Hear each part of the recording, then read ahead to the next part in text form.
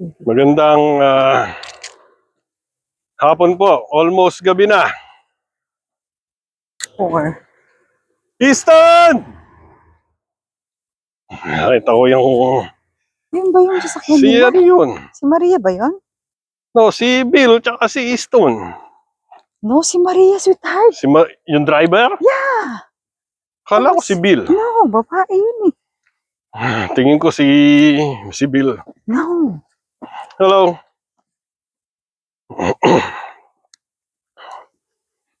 Lamig ah. Lamig ah. Nakita nyo attire namin. Isa lang po ang ibig sabihin yan. Oh, Malamig po. Kanina nung checking ko yung temperature sa biglang lumamig. doon sa thermometer namin sa harapan ng bahay, doon sa may mga halaman. 8 lang po, pilado. Ang Ngayon, temperature na. ngayon, So siguro mga 10, 11, 12 yan, ganyan. Degree centigrade. Celsius. Kasi simula lang, kasi simula lang namin, humihingal na kagad. Maano po ako ni. Ilang araw na po akong inuubo. Sinaulanan ako nung may storm. Daming sasakyan ngayon dito Bakit kaya? Ba, parang ngayon, yan yung babaeng nakikita ko tuwing umaga na lumalabas dyan. Na ilang beses ko na muntik mabangga. Basta siya lumalabas ng garahe niya, nasa intersection siya. Buti na, ayan, tinitigilan ko at kesa ako pabanggain niya. 1 week po kaming hindi nakapaglakad. At may storm po. Naka-4 na storm na po kami for the last 4 weeks. ngayong 4 fall. na storm. Ngayong fall. 1 month. Ang daming sasakyan dito Mukhang may something going on doon sa simbahan ng mga Ukrainians. ng mga Ukrainians. Baka may kasal. Maybe that's their pre-Thanksgiving. Malalaman natin. At celebration. habang nag-iisip po ako ng mapag-uusapan na maganda to, Subaru. Is that electric? I guess electric. Walang tambucho so that's electric. Full electric. Hello.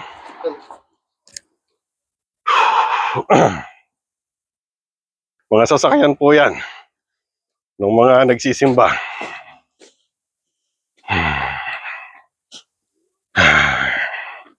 May nakita po akong post nung isang dati kong kasamahan sa Mitsubishi Motors sa Philippines. Si Erwin Montemayor. Shout out! Parigoy, nasa siya? Hindi ko mawala kung New Jersey or Georgia. Basta nasa East Coast siya. Dito rin sa US. May pinost siya na yung customer ng company nila.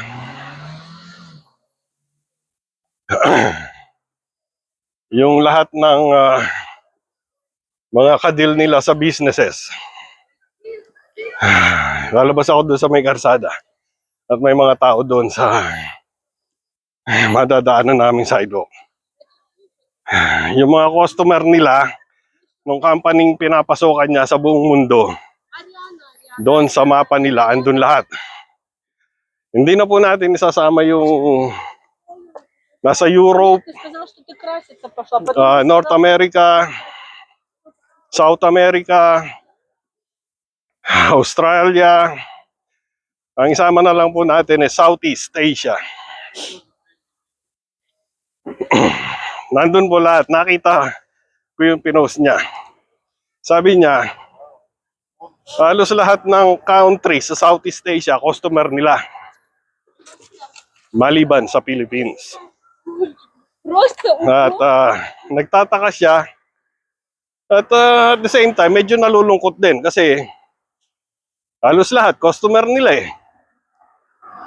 Indonesia, Malaysia, Taiwan, China, Japan, South Korea, Vietnam, Thailand,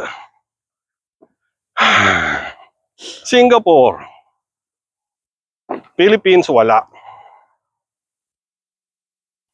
Ngayon, nag-message ako sa kanya kasi yun din ang napansin ko doon sa trabaho ko. Yung mga kinukuhanan naman namin ng supply, mga customer din. Hindi na ako aalis sa Southeast Asia. Southeast Asia, hindi ko na isasama ibang lugar sa ibang panig ng daigdig. Pinakamagandang quality ng customer namin, of course, Japan. Pinaka-worst na quality, pero ang dami, China. Yan po, mga customer namin yan. Ang dami sasakyan, no, mga nagsisimba. Tapos, yan na. Yung mga nasa gitna ng quality, South Korea, Vietnam, Singapore, Taiwan, Indonesia, Malaysia. Walang Philippines? Hinahanap ko ang Philippines. Wala. Sabi ko, bakit kaya walang Philippines? Samantalang ando dun lahat ng ano. Kaya sabi ni Erwin, yun din ang tanong ko. Halos lahat ng bansa sa Southeast Asia, customer namin, maliban sa Philippines. Sabi ko, hindi ko rin alam ang sagot. Tapos, napag-usapan na namin, magagaling naman mag-English ang mga Pilipino. Bakit naiiwanan tayo? Sabay ngayon may nabasa akong isang nag-comment doon sa isang Thailander na mali-mali ang grammar ng English. Pilipino itong nag-comment na talo pa raw ng mga Pilipino mag-English. Totoo naman eh. Talo ng mga Pilipino mag-English. Ang lahat ng mga neighbors natin sa Southeast Asia. Kaya sabi ko kay Erwin, I guess magaling lang tayong mag-English. Hanggang doon lang tayo. Sa competitiveness, sa mga export, sa mga technologies, sa mga industrial, wala tayo. Sabi ko, katulad nung minamaliit natin yung Thailander, yung Hapon, hindi marunong mag-English. Pero ano mga sasakyan natin ginagamit sa Pilipinas? Japanese. Mga German, bihira ka makakita ng marunong mag-English. Pero nakita nyo naman ang mga sasakyan nila. Ayan, no. Mercedes, BMW, Audi. Mga high quality na sasakyan. Pero hindi sila marunong mag-English. Tayo magaling mag-English.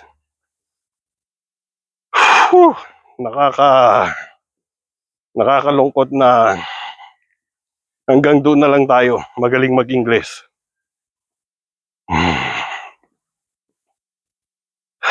Lalo mga Italian, bihira kang makamit ng magagaling mag-English, perfect ang grammar. Pero nakita nyo naman mga Ferrari, Lamborghini, Vespa. Sa atin alin? Sarao, Malagueña, Francisco. Surplus pa engine nung galing Japan.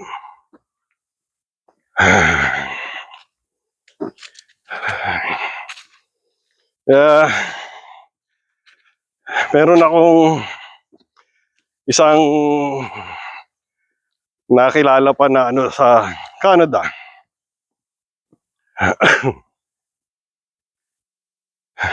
Ang ganda ng flowers nito, no? Pilipino po siya. Naalala ko tuloy bigla. Basta may bagong dating na Pilipino, kung maliitin niya. Kasi doon na siya lumaki. Saan na siya ngayon, sweetheart? Hindi ko alam. Baka nandun pa rin. Hmm.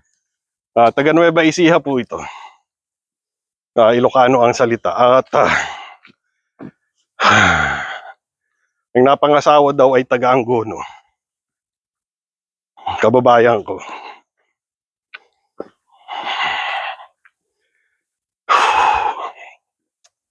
May nag-warning sa akin. Mag-ingat ka dyan kasi galit yan sa mga taga Angono. Sabi ko, bakit? I guess hiniwalayan yata nung taga Angono, bitter siya. Kaya basta may taga Angonong dumating, iba yung attitude niya. At ganoon na rin sa mga ibang Pilipino na bagong dating, kung maliitin niya. Meron ako isang naging kabady doon, si Bay. Bisaya po to, hindi ko nasasabihin pangalan. Taga Cebu. Mechanical engineer po siya, galing Saudi. Nag-apply siya direct. The same way nung in-applyan ko, the same path. Kinuha siya ng Canada din. Kasama ang asawa at anak niya. Ayun, napasok dun sa trabaho ko kung saan kasama ko yung Pilipino na yun. Lead hand siya nung time na yun. Doon sa Innovatec of Canada. Malaking kumpanya po yun. Minamaliit-maliit niya yung si June. Nasabi ko na tuloy ang pangalan. June! Bye! Musta na gid? Hindi na ako nakatiis. Sabi ko doon sa Pilipino na yun, huwag mong ganyanin ang mga kababayan natin. Kasi nakaranas din ako na iba yung ano niya sa akin eh. Ikaw ang may pinakamataas na posisyon na Pilipino dito. Supposed to be dapat, ikaw ang representative ng mga Pilipino nagtatrabaho dito. Pero iba yung ginagawa mo eh. At saka, sabi ko sa kanya, ito isipin mo, yung taong yan na minamaliit mo, engineer yan. Kinuha yan ng Canada dahil sa skill niya. Dahil sa tinapos niya. Eventually, pag naipasan niya yung exam dito, engineer na dito yan. Ikaw, nandiyan ka pa rin. Tsaka dapat magpasalamat ka na andito ka sa Canada. Kasi, hindi namin, ikaw katulad, na kinuha kami ng Canada dahil sa skill na in-applyan namin. Ikaw, napunta ka ng Canada kasi dala ka ng nanay mo.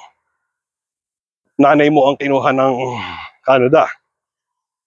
Eh kung hindi ka dala ng nanay mo, ano sa tingin mo trabaho mo sa Pilipinas? Hindi siya nakasalita. Pero nakita ko siya, galit na galit sa akin, parang gusto na akong suntukin. Pero totoo lang naman yung sinasabi ko. May mga kababayan tayong ganyan eh.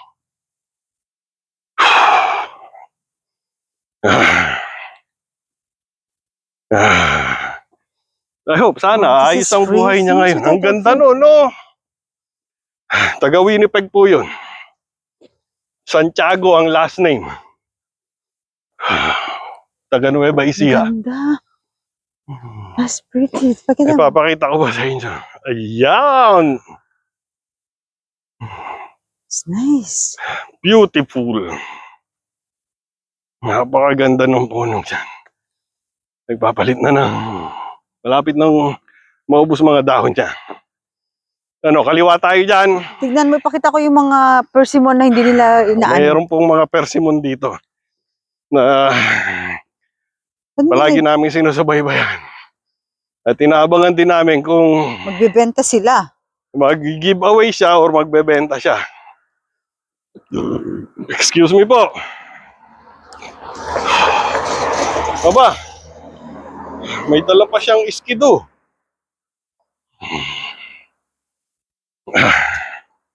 Maliban naman po dun sa taong yun, lahat po ng Pilipino dun sa kumpanyang yun ay maayos po ang samahan. Maliban lang sa kanya. Na hindi Ayun. namin maintindihan, Sweetheart, yun, fuyo hindi namin yung mga yan. maintindihan Fuyo. bakit ganun siya sa kapwa Pilipino niya. Ipapakita ko po sa inyo yung babalik rin po ang screen. Ayun po, puro hinog na.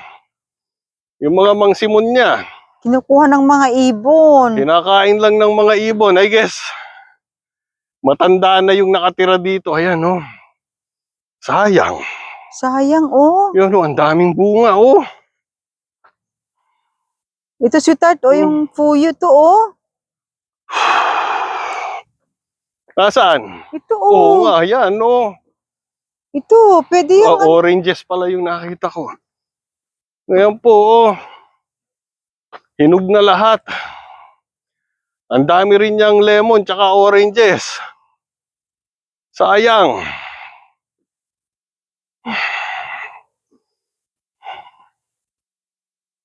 Ubus na dahon nito, yung huli nating Kinain lahat ng ibon, sweetheart. Ayan, oh, nahulog sila, oh. yun na lang natiran niya mga bunga, oh. Ang dami pong nasasayang na prutas dito, hindi nila Ayan, kinukuha. Ayan, oh, mga oranges, oh. Hindi nila kinukuha. Sayang. Okay.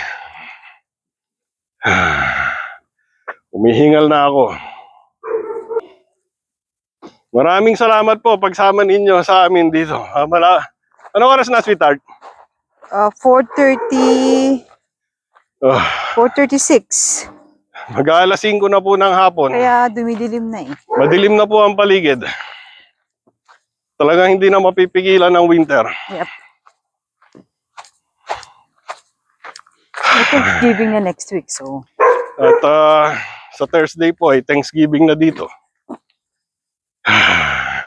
At sa Friday ay maitim na Friday. Mag-ingat po tayong mabuti. At ingatan po nating mabuti ang bawat isa. Huwag po tayong makakalimot magpasalamat sa ating mga biyayang natatanggap. At malapit na po kami sa bahay. Ayan pa po ang isang puno. Napakalaking puno. Mauubos na rin ang dahon. At mabuhay.